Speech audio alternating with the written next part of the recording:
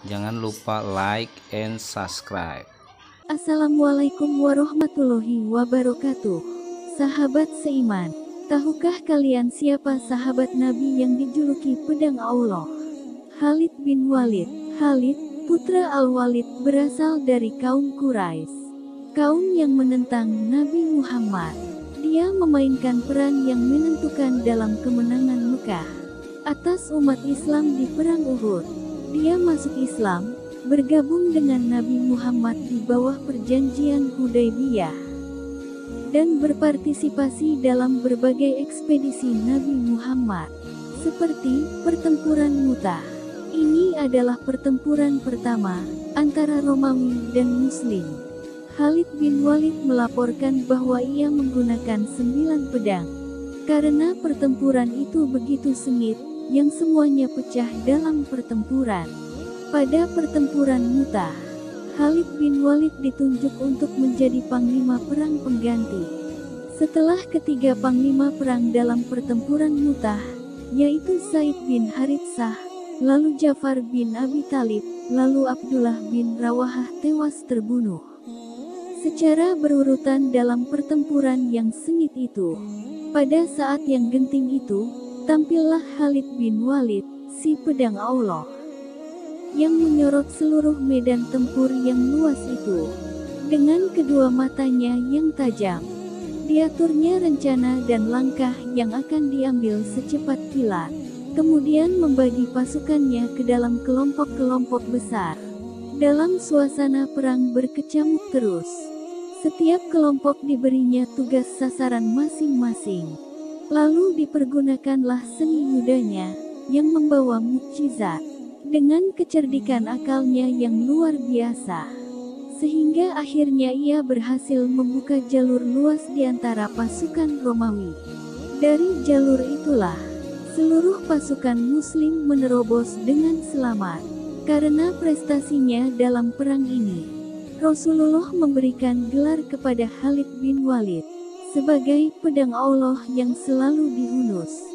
Setelah kematian Nabi Muhammad, Khalid bin Walid memainkan peran penting dalam memimpin tentara Madinah untuk Khalifah Abu Bakar dalam Perang Riddah.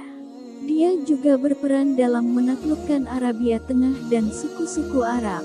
Dia menaklukkan negara satelit Arab Sassanid Al-Hirah, dan mengalahkan tentara Sassanid dalam penaklukan Irak Mesopotamia.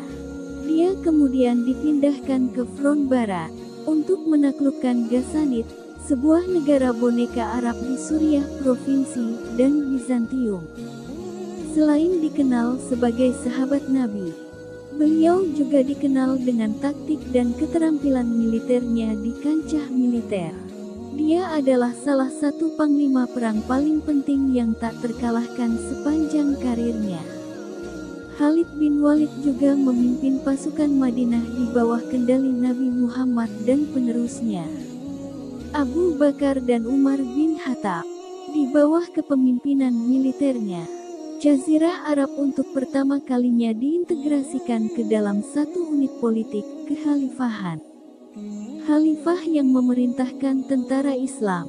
Meskipun formasi baru, tentara Islam, Khalid bin Walid dan pasukannya tidak kalah dalam lebih dari 100 pertempuran dengan Kekaisaran Bizantium, Kekaisaran Sassaniyah, dan sekutunya, termasuk suku Arab non-Khalifah.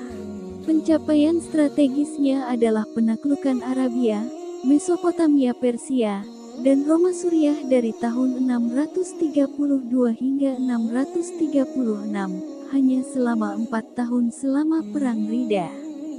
Khalid bin Walid juga dikenang karena prestasi taktisnya dalam pertempuran Yamamah, pertempuran Ulais, pertempuran Firas, dan sukses dalam pertempuran Walaja dan pertempuran Yarmouk.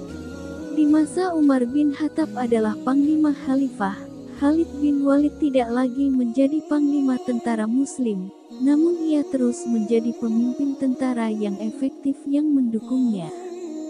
Di bawah komandonya, Damaskus ditaklukkan pada tahun 634, dan dalam pertempuran Yarmouk 636 yang menyebabkan penaklukan Bilad al-Sam Levant.